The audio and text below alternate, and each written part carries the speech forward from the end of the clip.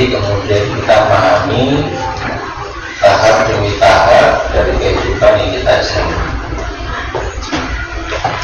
dari alam rahim, dunia, barzakh, akhirat.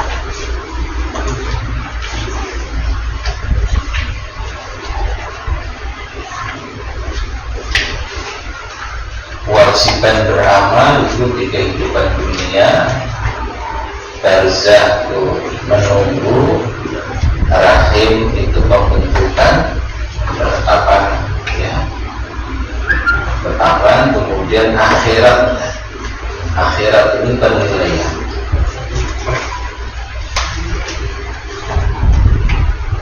Dan balas.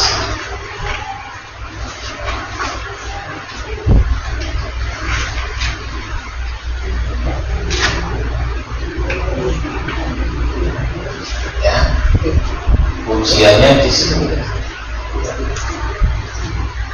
hasil penilaiannya di akhirat. Yang diharapkan adalah masuk surga,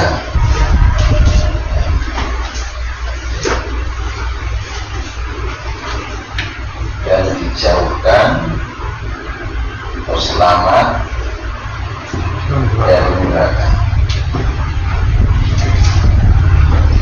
Masuk surga dan dijauhkan atau selamat dari neraka. Ini yang di Quran surat Al-Imran 185 disebut sebagai faz.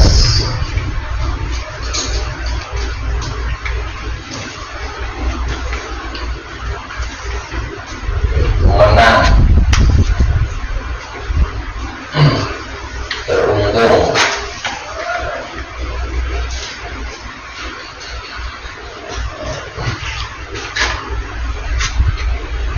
Faman zuhziha 'anil nar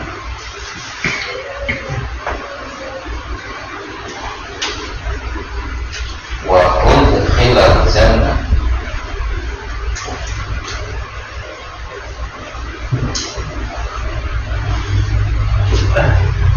faqad faz.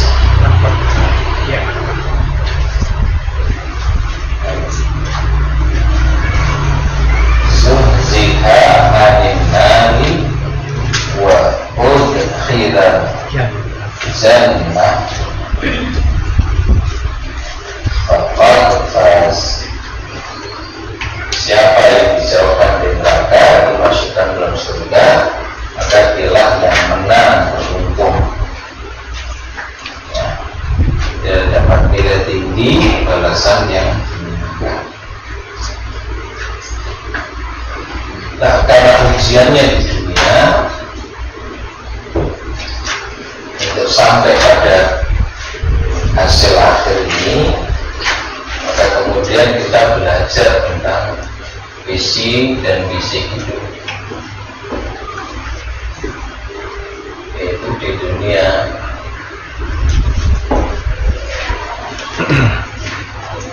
Tentu dimaksudkan agar selamat, bahagia di akhirat.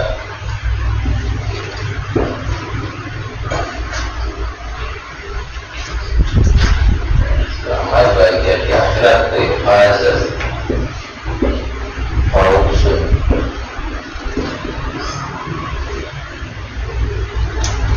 Fazah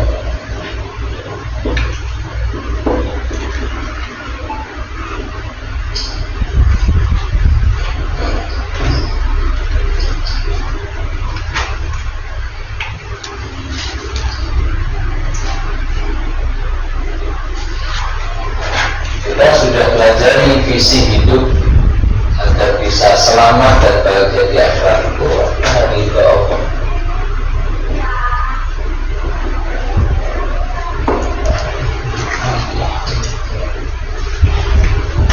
Visi hidupnya di ibadah.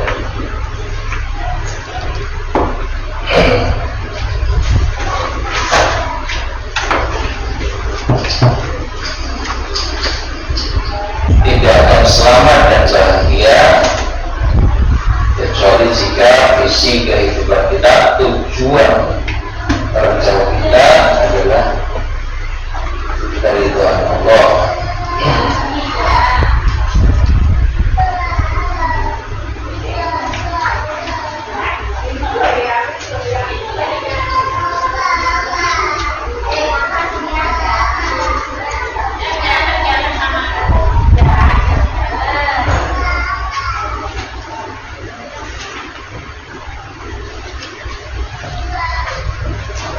Di halaman 36 penjelasan tentang ridho Allah, bukan ridho manusia. Ridho Allah tujuan utama yang tidak boleh kita tinggalkan.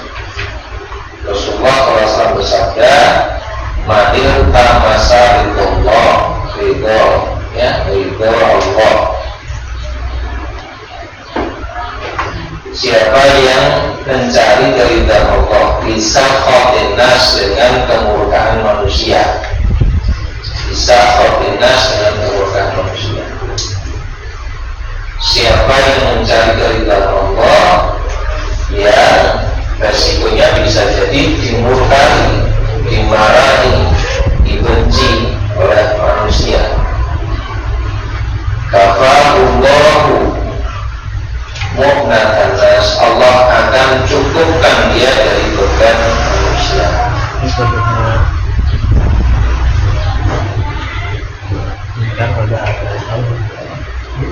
Kafahullah, Allah cukupkan dia mu'natan nas dari beban manusia.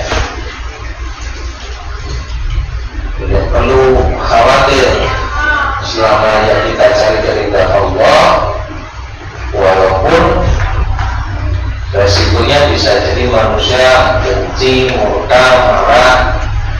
Allah akan cukupkan kita dari beban manusia.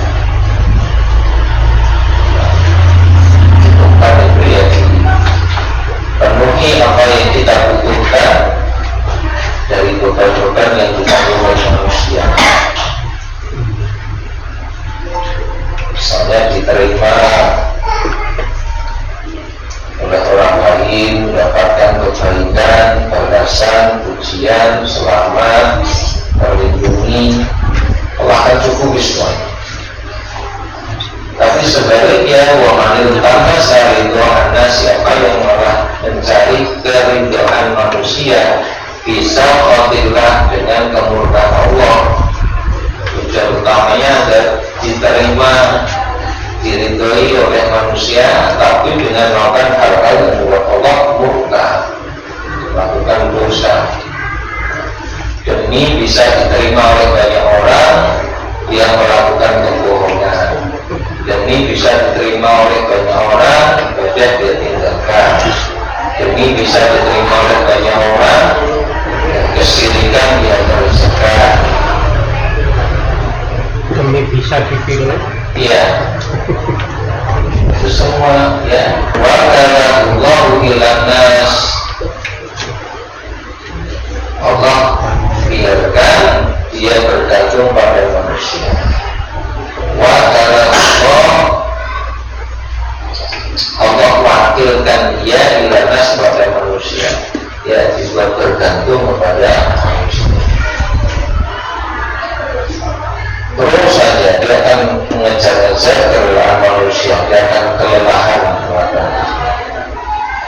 Bagaimana caranya diterima oleh orang lain terus.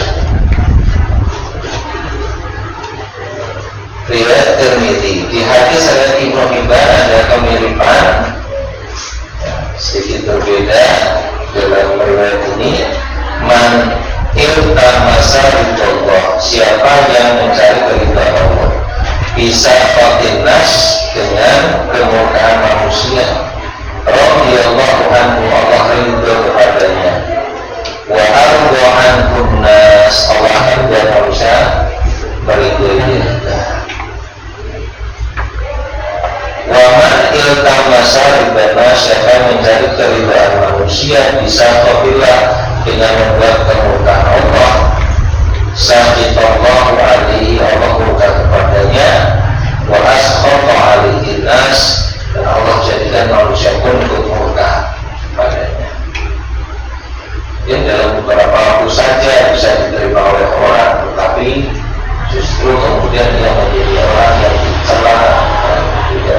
disukai dan ditolak oleh banyak orang.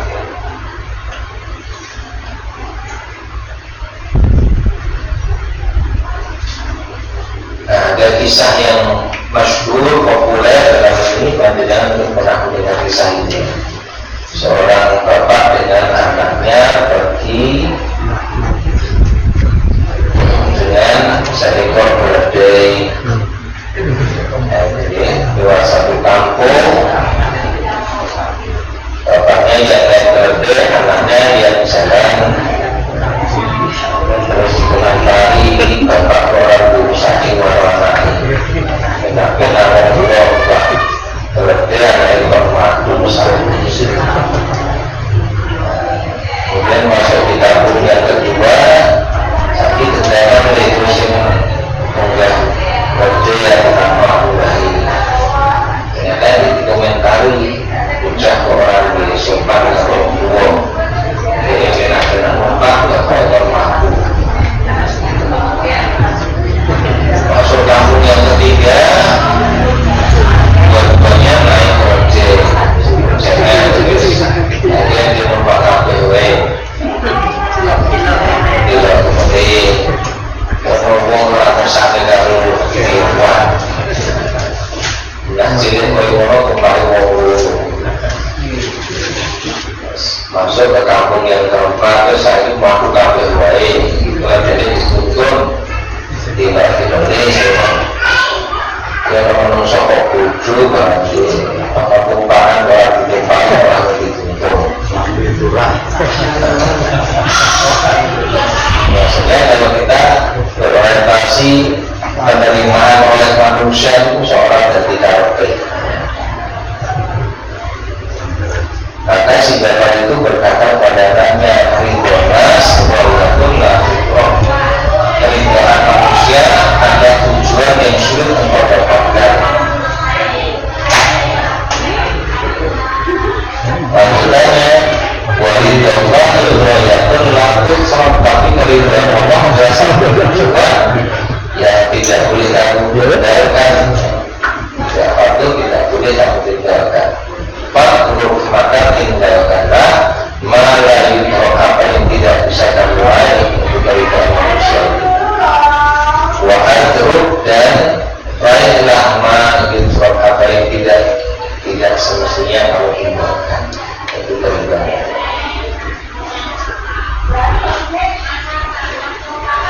Terus tujuan ini itu bagi tahu manusia itu mengesal sisi oleh dua sisa lagi. Gambarkan kalau kita punya 99 kebaikan dan 1 keburukan, itu orang lain hanya akan melihat 1 keburukan itu jadi kalau ada kabar 99 orang betok. Tapi kalau berharap keridhaan dari Allah, kita punya 99 keburukan dan 1 kebaikan, Allah ampuni 99 yang buruk itu dengan 1 kebaikan yang kita miliki. Itulah rahmat kasih sayang Allah Subhanahu wa ta'ala. Amin. Nah, ini disampaikan agar kita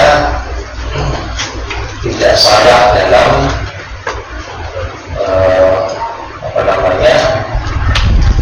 di dalam menetapkan visi tujuan pokok dari keseluruhan hidup kita adalah dari Tuhan Allah. Ngajeng lilane menungso itu malah mau kecilek keras, malah kesel hatinya kesalahan ini.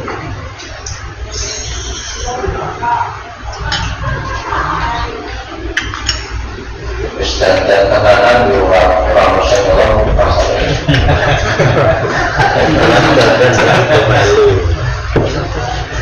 Malah diulati sebagian yang kurang.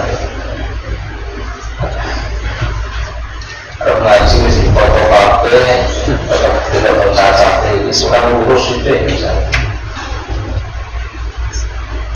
Hewan orang nyacap lagi. Begitu lah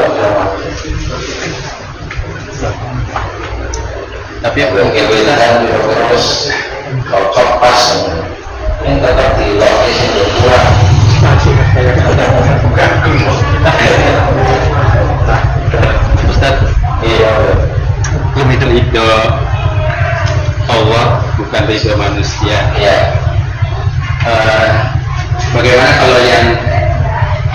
ridho ilahi pasti ridho ibu juga, karena pengertian ibu juga kan manusia, jadi konteksnya gitu. Jadi ridho ibumu pasti ridho ilahi. Itu ridho Allah fi ridho walidain. Keridhaan Allah ada pada keridhaan kedua orang tua. Syukrullah fi syukril walidain. Dan kemurkaan Allah ada pada kemurkaan orang tua. Nah, tentu yang diajarkan pada kalimat itu adalah keridhaan Allah, dengan jalan atau dengan indikasi tanda-tanda Allah itu ridha adalah keridhaan kedua orang tua kita. Nah, keridhaan orang tua kita tentu saja adalah manakala kita berbakti kepada keduanya, karena berbakti pada kedua orang tua itu adalah perintah Allah. Wabil walidaini ihsana, berbuat baiklah kalian kepada kedua orang tua. Karena kita berharap keridhaan Allah, maka perintah Allah kita laksanakan, yaitu bakti kepada kedua orang tua. Karena kita bakti kepada kedua orang tua, maka orang tua pun menjadi ridho terhadap kita. Nah, tetapi kalau orang tua memerintahkan kepada sesuatu yang Allah nggak ridhoi, memerintahkan berbuat syirik, Allah tetap perintahkan jangan taati, ya.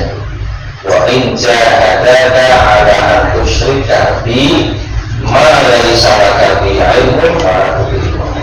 Jika kedua orang tuamu memerintahkan kamu, memaksa kamu untuk menyekutukan aku dengan sesuatu yang kamu tidak punya ilmunya, fala tuti'huma, jangan taati keduanya.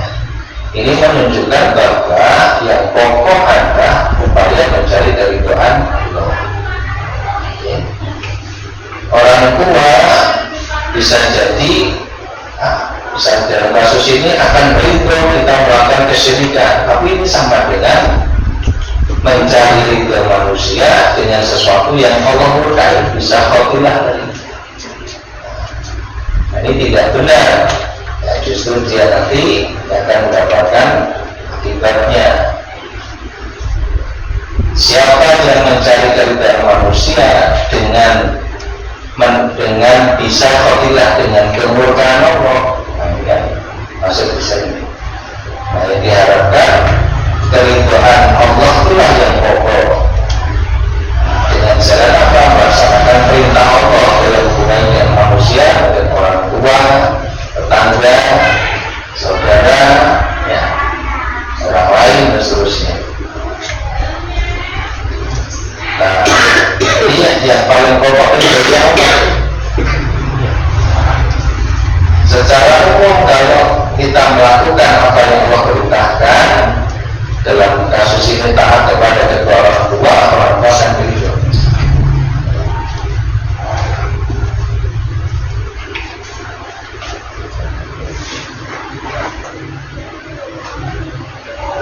Nah, tapi kalau orang tua ridho dengan sesuatu yang Allah tidak ridhoi, maka Allah perintahkan jangan taati.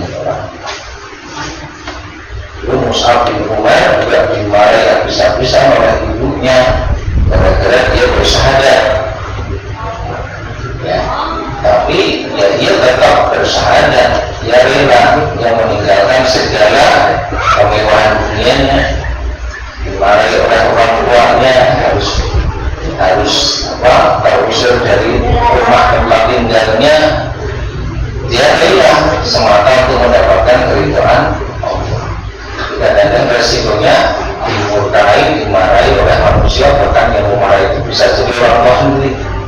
Nah, di situ yang menjadi pokok pula adalah keridhaan Allah, bukan keridhaan Allah. Tapi dalam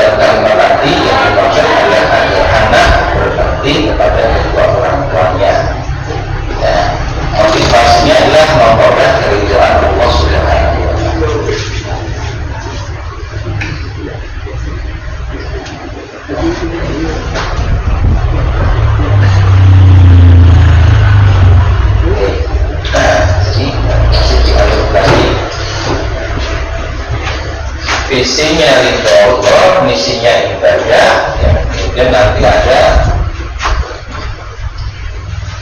diurai lagi. Ibadah itu masih sangat umum,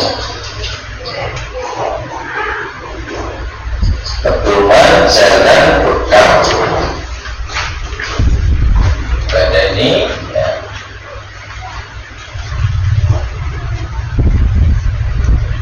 Banyak jalannya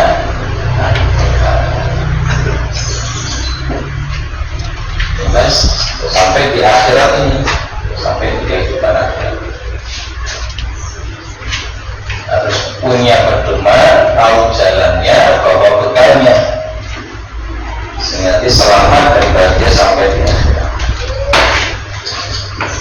Tapi mesti ngerti misinya, misi ibadah, sehingga keseluruhan yang dilakukan harus masuk dalam kriteria ibadah. Nah, kita jelas di masalah ridho Allah. Cara menggapai ridho Allah, ridho Allah adalah tujuan utama. Yang jadi pertanyaan adalah caranya bagaimana? Tentu caranya dengan yang disyariatkan, yang diperintahkan oleh Allah.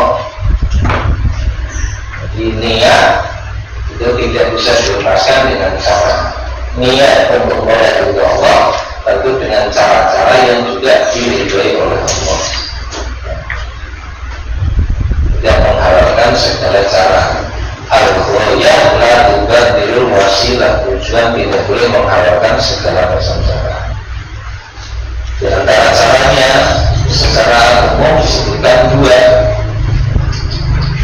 Cara Allah ridho dan ridho Allah.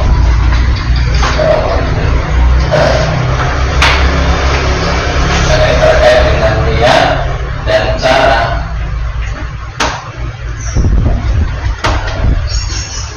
Niat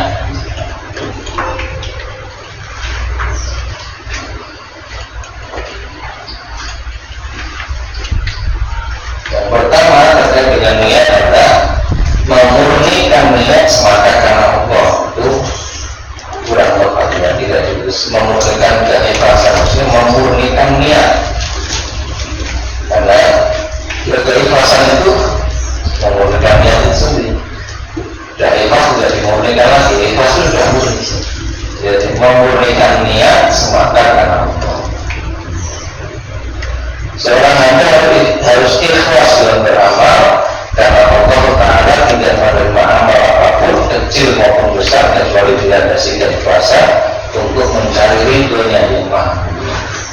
Wa ma umiru illa liya'budullah, tidaklah mereka diperintahkan kecuali agar beribadah kepada Allah, menyembah Allah, mukhlishina lahuddin, dengan memurnikan ketaatan kepada hunafa'a dalam menjalankan agama yang hanif, agama yang lurus, agama tauhid.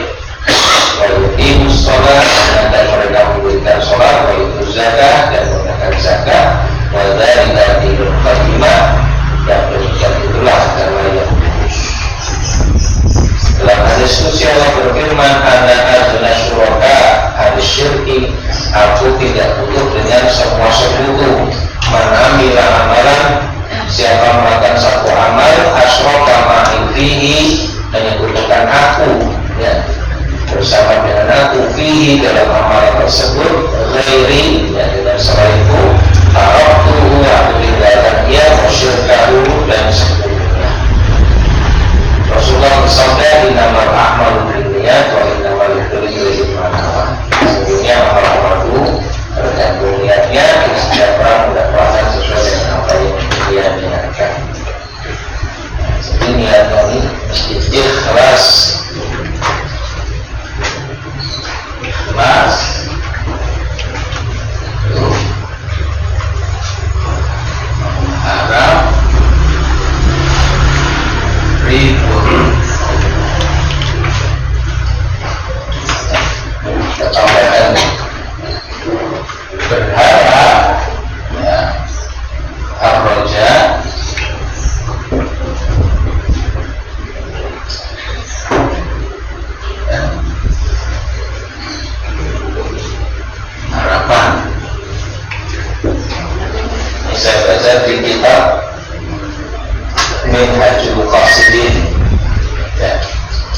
Dijelaskan namanya harapan itu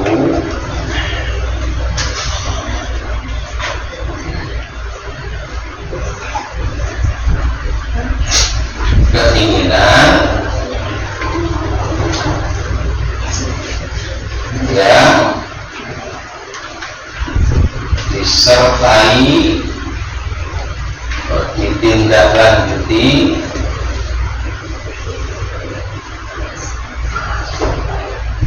dengan sebab-sebab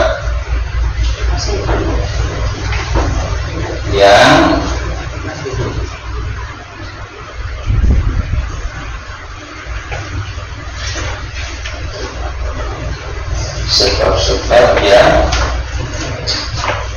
Apa?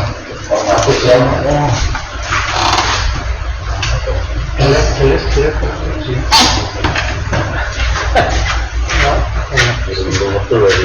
mengantarkan pada terwujudnya sesuatu yang diharapkan. Kita mengantisipasi saja harapan, karena kan mengharap ridho Allah. Ada yang tidak salah benar-benar harapan atau sekedar angan-angan. Harapan itu keinginan disertai atau ditindaklanjuti dengan sebab-sebab yang mengantarkan kepada terwujudnya sesuatu yang diharapkan.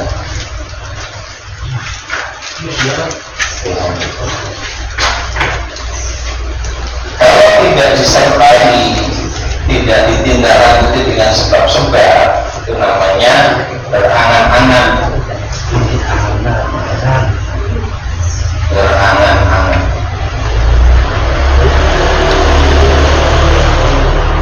Ini keinginan yang tidak disertai sebab-sebab untuk mewujudkannya.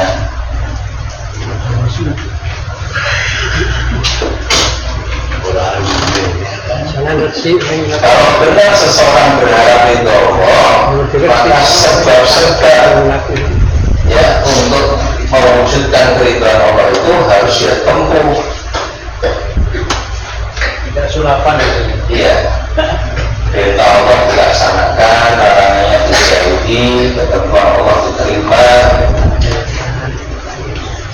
Kalau mengharapkan ridho Allah, tapi tidak disertai sebab-sebabnya, atau bahkan melakukan hal yang sebaliknya, malah maksiat, meninggalkan kewajiban, itu namanya berangan-angan.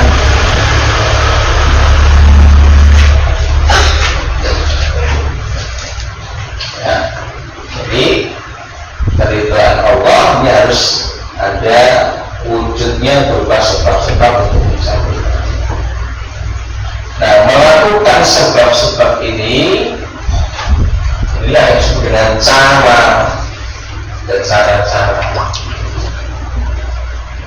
Caranya harus ittiba Rasul. Rasul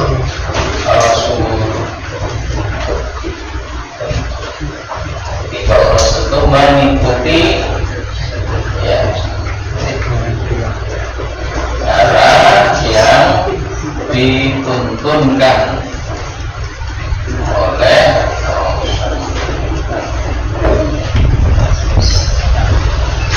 niatnya ikhlas mengharap ridho Allah, caranya ittiba Rasul, mengikuti tuntunan Rasul. Nah, barulah keridhaan Allah dan saya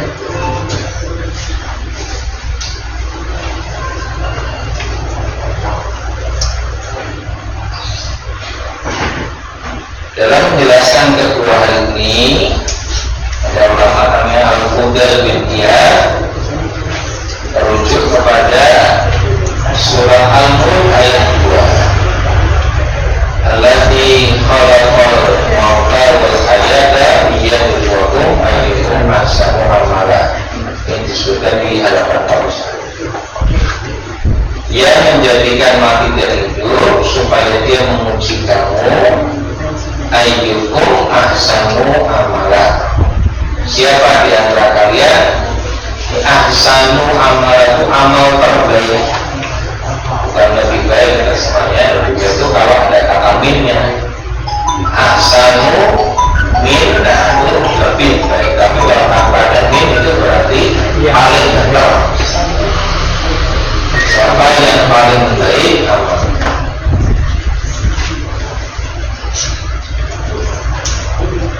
Nah, Al-Fudal bin Iyad mengatakan ahsanu amalan ini apa? Ahsanu amalan, ahsanu amalan, ahsanu amalan.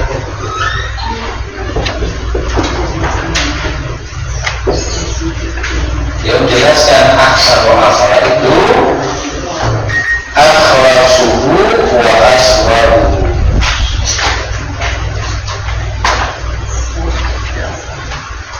Akhlasuhu wa aswaruhu. Akhlasuhu wa aswaruhu.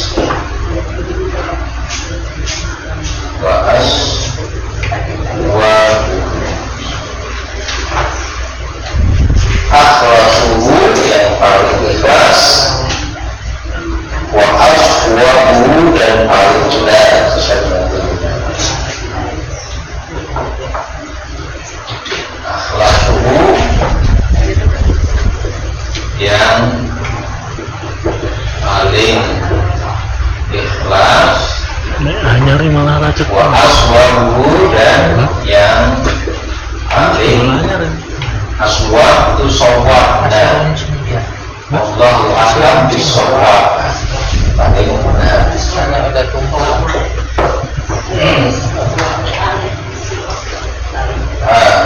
Benar itu ittiba'ur rasul. Ittiba'ur rasul.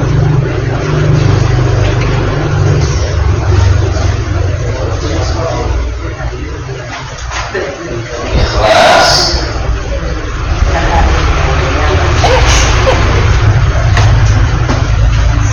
ibtighara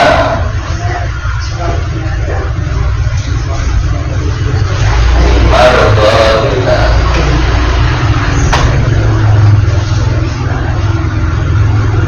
Ibtighara mengharapkan mardhatillah, keridhaan Allah.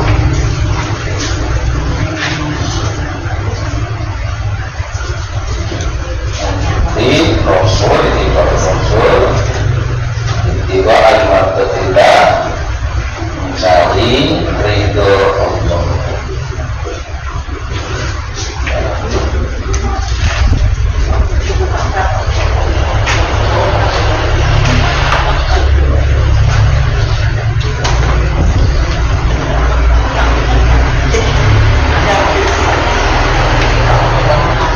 Nah, lalu Al-Fudal bin Iyad mengatakan innal amala, sesungguhnya amal itu idza kana khalisan, kalau amal tersebut ikhlas, walam yakun shawaban, tetapi tidak benar melakukannya, lam yuqbal, tidak akan diterima. Wa idza kana shawaban, dan kalau amal tersebut benar, walam yakun khalisan, tetapi tidak ikhlas, lam yuqbal, tidak diterima juga. Hatta yakun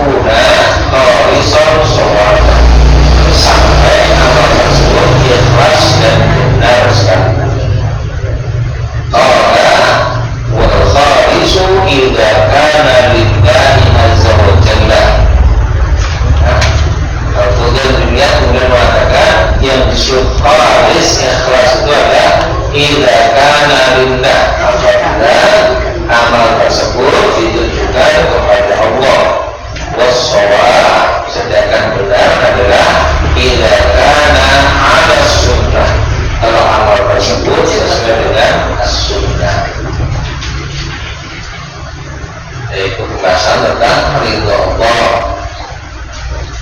Mengharapkan ridho Allah berarti berkeinginan memperoleh ridho Allah dengan menempuh sebab-sebabnya. Ya, sehingga ini terkait dengan niat dan tata caranya. Sehingga upaya untuk memperoleh keridhaan Allah itu ya ditempuh dengan dua cara. Satu, niatnya ikhlas. Dua, caranya benar. Ikhlas adalah perkara yang kita harapkan ya keridhaan Allah saja, semata-mata karena Allah. Benar adalah perkara kita melakukan amal untuk memperoleh ridho Allah itu sesuai dengan cara-cara yang diajarkan oleh Rasulnya.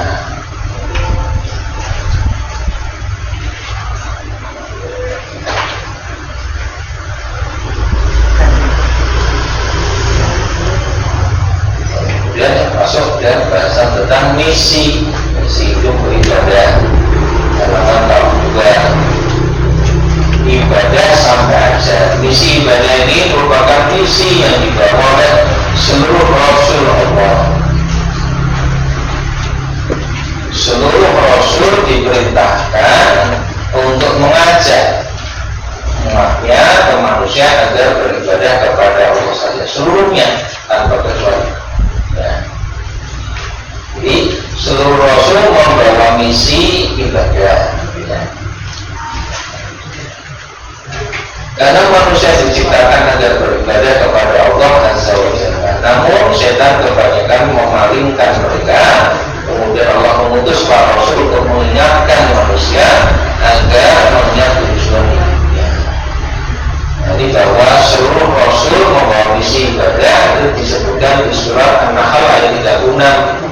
Walaqad ba'atsna, dan sungguh kami telah mengutus fi kulli ummatin, pada tiap-tiap umat, rasulan, seorang rasul. Ani'budullaha, hendaklah kalian sembah Allah saja, wastanibu tauhid, dan jauhilah tauhid. Seluruh rasul akan menyeru dengan hal yang sama, agar manusia beribadah kepada Allah saja dan menjauhi tauhid. Tauhid itu apa? Ma'ubidah min dunillah. Tauhid itu segala yang disembah selain Allah. Jadi agar yang disembah Allah saja, bukan yang lainnya, dan tidak bersama yang lainnya. Mengetahui tujuan hidup di dunia perkara penting, sehingga tidak main-main saja atau hanya sekedar memburu dunia dan melalaikan akhiratnya. Allah ingatkan melalui firman-Nya di surat Al-Mu'minun ayat 115. Fahasibtum annama khalaqnakum abata, apa kalian kira kami ciptakan kalian itu dengan main-main saja, abata? Wa annakum ilaina la turja'un, dan apakah kalian kira kalian tidak akan dikembalikan kepada kami? Allah jelaskan tujuan diciptakan manusia ibadah dari 56. Allah khalaqal jinna wal insa ibadah juga merupakan bentuk syukur kepada Allah karena Allah telah menciptakan dan memberikan kenikmatan kepada mereka. Allah berfirman, ya ayyuhan-nasu u'budu rabbakumul ladzi khalaqakum wal ladzina min qablikum la'allakum tattaqun alladzi ja'ala lakumul arda firasyan was samaa'a binaan wa anzala minas samaa'i ma'an fa akhraja bihi minat thamarati rizqan lakum fala taj'alu lillahi andadan wa antum ta'lamun. Ayat 22. Ini menjelaskan tujuan manusia diciptakan untuk ibadah, dan ibadah ini hakikatnya adalah ya wujud kesyukuran kepada Allah karena Allah telah menciptakan dan memberikan rezeki kepada manusia. Ayat 21, 22 sampai Al-Baqarah.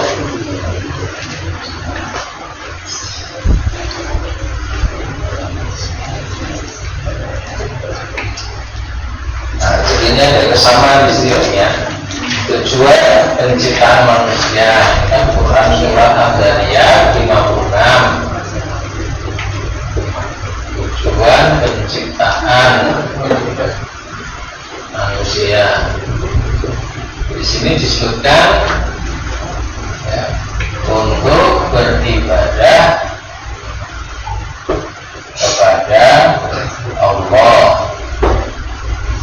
Dan lihat di surat An-Nahl ayat 78 tentang penciptaan manusia juga, la'alakum tashkurun, itu bersyukur pada Allah. Maka ibadah ini ya syukur. Ini kan wallahu akhrajakum min butuni ummahatikum la ta'lamuna syai'an wa ja'ala as-sam'a wal absara wal afidata la'alakum tashkurun. Beribadah itu wujud syukur kepada Allah. Maka kalau orang tidak beribadah berarti dia tidak bersyukur. Bersyukur karena apa? Karena Allah yang menciptakan, Allah yang memberikan rezeki. Ya, disebutkan di Quran surat Al-Baqarah 21-22. Menciptakan manusia, menurunkan hujan, menumbuhkan berbagai macam tanaman sebagai rezeki. Karena itu jangan kalian membuat sekutu-sekutu bagi Allah. Beribadah ya tanpa kesyirikan di dalam wujud syukur pada Allah.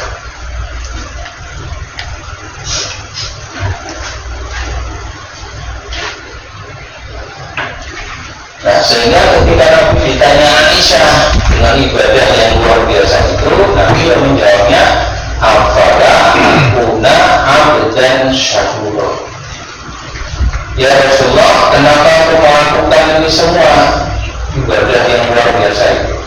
Nabi menjawab, wahai Aisyah, apa tidak boleh aku menjadikan Allah yang bersyukur? Nah, ketika seorang beribadah pada Allah, menjalani hidup itu dengan totalitas kepatuhan kepada Allah, motivasi paling kuatnya adalah bersyukur, maka itu tingkatan ikhlas paling tinggi dalam keterangan Imam Nawawi. Ya. Dia melakukan semua yang diperintahkan Allah, dia tinggalkan semua yang dilarang Allah, itu hanya karena saya mau berterima kasih pada Allah. Sudah nggak mikir mau dikasih apa, sudah dikasih kok. Ya. Kita ini kan belum apa-apa sudah dikasih.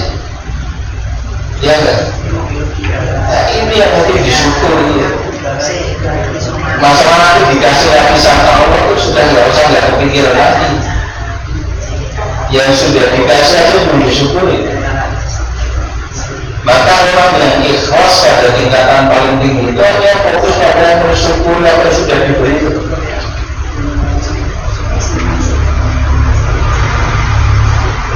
Nah, tambahan setelahnya itu nggak usah diharap, nggak usah diminta untuk hasil. Lalu searah itu hasil dan maka kita bersyukur yang belum kita dapatkan itu aja belum disyukuri. Nah, tatkala kita menyadari nikmat Allah yang sudah diberikan kepada kita saja itu sudah sulit ngitungnya kok. Itu sudah lebih dari cukup untuk kita terus beribadah kepada Allah dengan kualitas terbaik yang kita bisa upayakan. Sebetulnya begitu. Menurut saya itu ya cukup itu. Mentalnya mental pemintal. Mental pemintal. Jalur terus. Yang sudah kita terima itu sudah nggak bisa dihitung.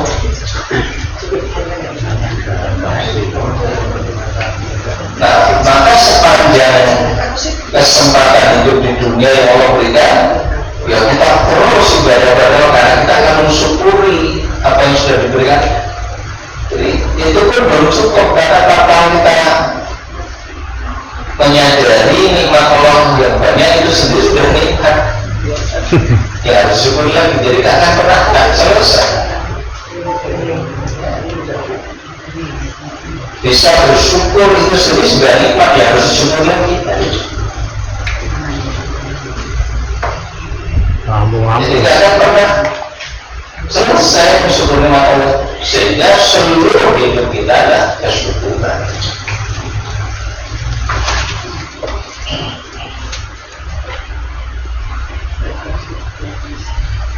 maka kalau ibadah kalau tidak dilakukan berarti tidak mensyukuri. Nah, di surat Al-Kautsar itu kan begitu, inna a'tainaka al-kautsar sholli, sungguh kamu telah memberikan nikmat yang banyak kepada maka kerjakanlah sholat dan sembelihlah kurban. Ya, terkait masalah ikhlas, karena tadi saya bilang kuncinya ridho Allah itu ada di ikhlas. ya, Nah,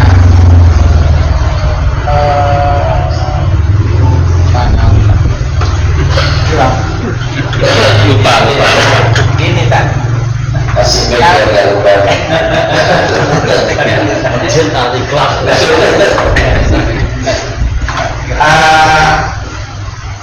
Apakah keikhlasan kita itu seperti halnya iman kita yang itu?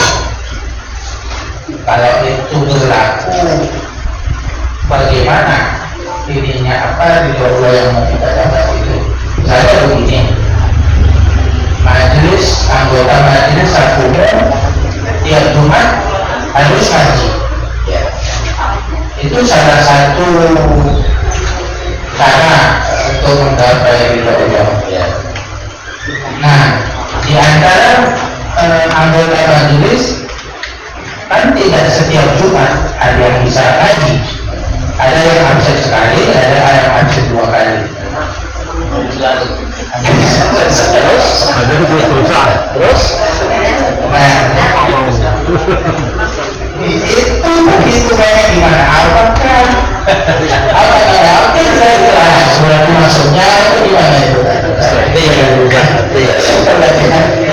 itu bedanya Allah dengan kita.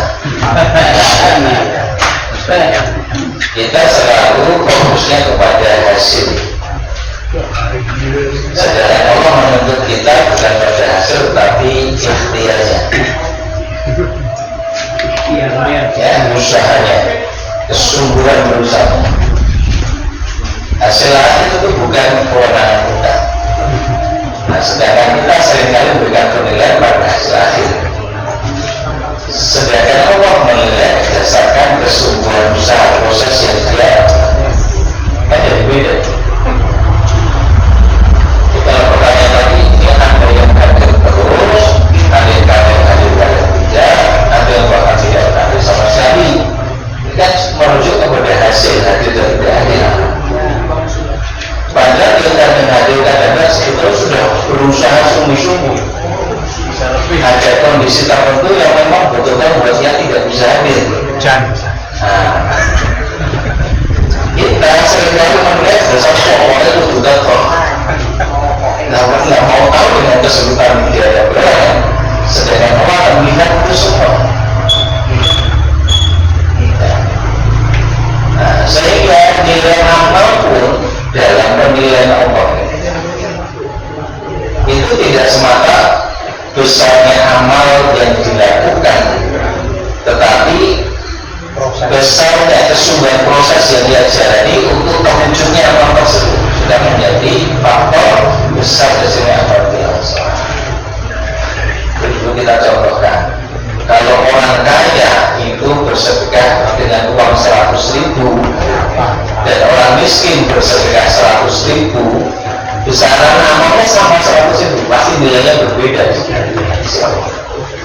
Bagi orang kaya 100.000 itu ringan sekali, bagi orang miskin 100.000 itu mungkin dia tidak makan 2 hari. Ya. Jadi kita pahami proses dan usaha yang Allah tuntut dari kita, bukan hasilnya seperti itu. Mengetahui hasil yang dicapai penting, ya, sebagai gambaran kita tidak melakukan sesuatu seperti apa nanti, kemana arahnya, ya, kualitas yang benar itu seperti apa sebagai target. Tapi penilaian oleh Allah bukan pada saat tercapai targetnya itu, karena bisa jadi misalnya upaya kita untuk berislam kafah itu sampai kita mati tidak terwujud. Apa terus